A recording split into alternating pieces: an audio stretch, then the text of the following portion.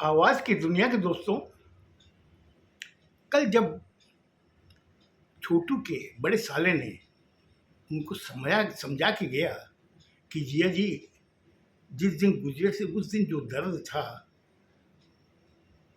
जिए वाले दिन नहीं था, उतना कम था। उसके बाद में जब पगड़ी की रस्म हुई तब और कम हो गया। इस सब चीज़ का इलाज है समय। जैसे जैसे समय गुजरेगा वैसे वैसे ये गम कम होता जाएगा। आप चिंता न करें और हम लोग अब चलते हैं। और आप भी अब एक काम कीजिए, कल से आप भी अपनी ड्यूटी पे जाइए, अपनी जो दिनचर्या थी वापस उसी पटरी पे लेके आइए। क्योंकि जो चले गए उनके साथ में कोई जाता नहीं है। वो जो पीछे रहते हैं उन्हें ज़िंदगी वैसे ही चलानी पड़ती है जैसे वो चलाते थे। इतना कह के वहाँ से वो लोग विदा हो गए। अब इधर में खाली रमेश क्या नाम है, छोटू, रमेश का बेटा छोटू और सुलोचना दोनों जने ही हॉल में थे। सब चले गए थे। अब सुलोचना उनको देख रही थी। तो छोटू ने उससे कहा कि क्या देख रही हो? बोले मैं सोच रही हूँ कि ये क्षति कैसे पूरी होगी। बोले अभी आप तुम्हारे बड़े भाई ने समझा के गया ना कि इसका इलाज समय है। समय सब कुछ ठीक कर देता है।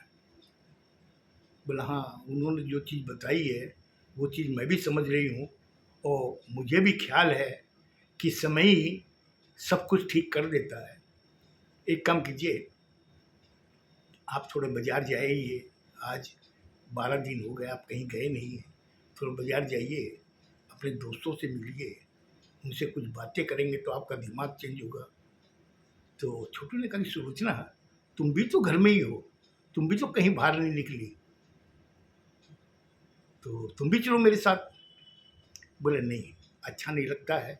आप एक काम करो, जाओ। हम लोग का जो जीवन है ना, नारी जीवन एक चार दीवारी के अंदर ही रहता है। वो जब शादी करके आती है तो चार दीवारी में ही रहती है। और जब उन गुजरती है तब भी चार दीवारी से ही बाहर निकलती है। ये उनका नियम है और ये प्रकृति ने नियम बनाया है और इस समाज ने भी उसका अनुसरण किया है।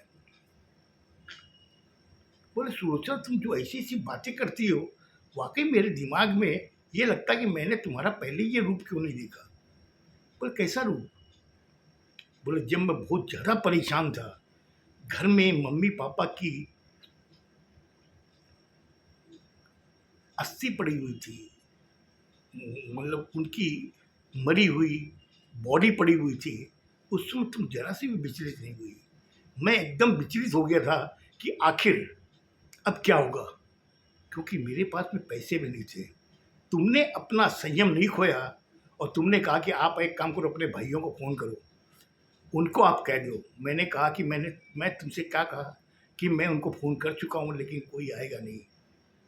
तो तुमने उस समय संयम नहीं खोया। तुमने कहा कि ठीक है, नहीं आएंगे, कोई बात नहीं है, लेकिन अभी आपको फ़ोन करके बताना ज़रूरी है कि मम्मी पापा दोनों गुजर गए हैं और उसके बाद में जो होगा वो हम लोग देखेंगे। हम लोगों के पास में ये कम से कम भविष्य में ऐसा कोई ब्लेम नहीं रहेगा कि मम्मी पापा गुजरने के बाद हम लोगों ने आपको खबर नहीं की।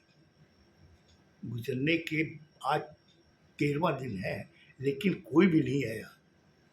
लेकिन तुमने संयम नहीं खोया। तुमने तुरंत अपने छोटे भाई को फ़ोन किया, बड़े भाई को फ़ोन किया। बड़े भाई को तुमने बताया अपनी पूरी अवस्था। तो बड़े भाई ने कितना अच्छा जवाब दिया। उस समय मेरे अंदर एक ऐसी ऊर्जा जगी कि कोई है जो कम से कम मेरा साथ दे सकता है। सुलोचना, वो तुम्हारा बड़ा भाई था। उसने क्या कहा कि भाई ना, तुम क्यों चिंता करती है?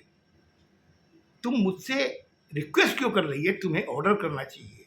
तुम मेरी छोटी बहन है, लेकिन इस समय इस अवस्था में तुम्हें ऑर्डर करना चाहिए कि भैया हमारे पास में पैसे नहीं है, आप आइए, आपको ये काम सलटाना है। और तुम्हारे भैया ने उस समय क्या कहा कि भाई ना चिंता मत कर, आधे घंटे में मैं पहुंच रहा हूँ और तुम जरा से भी व्याकुल मत होना। और जीजा जी को भी कहना, संतावना देना उनको कि हम लोग आ रहे हैं, आप अकेले नहीं हो।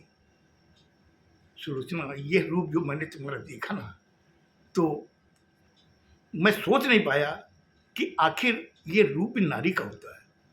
हम लोग तो फिर भी कोई भी समस्या आती है तो हम लोग थोड़ा विचलित हो जाते हैं, लेकिन जो नारी है वो कभी विचलित नहीं होती है।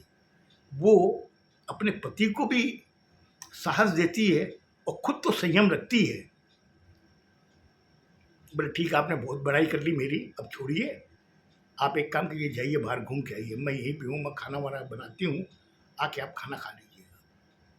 बोले तुमने ठीक कहा, मैं जाता हूँ, जाकर मैं थोड़ा दोस्तों से मिलूँगा, थोड़ा मेरा दिमाग भी ठीक होगा। बोले हाँ, मैं यही कहती हूँ, आप जाइए। तो वो वहाँ से निकल गया। 3 घंटे बाद में जब वो वापस आया तो सुलोचना सारा जो भी वहाँ पे पंडित द्वारा बिखराया हुआ जो सामान था सब समेट करके पूरा हॉल जैसे पहले था रहता था वैसे ही उसने कर दिया। और वो जब घर में घुसा उसने कहा कि ये सब तुमने अकेले कर लिया।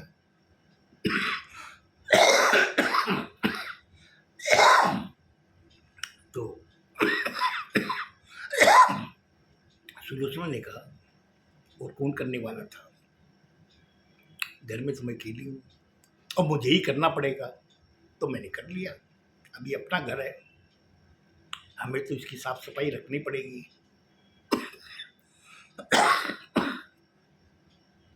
बोला भाई एक काम कीजिए। बोले क्या?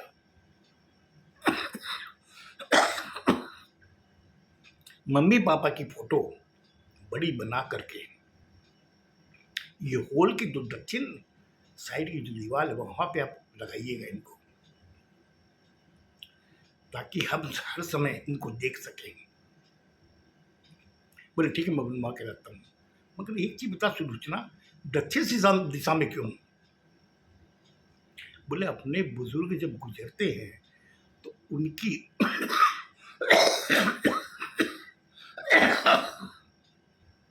उनकी जो फोटो है हमेशा दक्षिण दिशा में होनी चाहिए, ताकि वो हमेशा इस घर को देख सके। बोले दक्षिण दिशा में क्यों? पश्चिम में भी हो सकती है, पूर्व में भी हो सकती है, उत्तर में भी हो सकती है। बोले कि आप मेरे पति हो, आप जानते हो, लेकिन फिर भी आप मुझसे पूछना चाहते हो। मैं जानती हूँ कि आप सब कुछ जानते हो। बोले नहीं नहीं, तुम मुझे बता। बोले जिस समय आदमी गुजरता है, गुजरने के बाद में उसका सर उत्तर की तरफ किया जाता है, पैर दक्षिण की तरफ होते हैं। इसलिए गुजरने के बाद में जब उसकी फोटो लगती है तो दक्षिण दिशा की दीवार है उस पर लगाई जाती है। बोले तुम्हें वाकई बहुत ज्ञान है। हालांकि मैंने भी सुना था मम्मी से।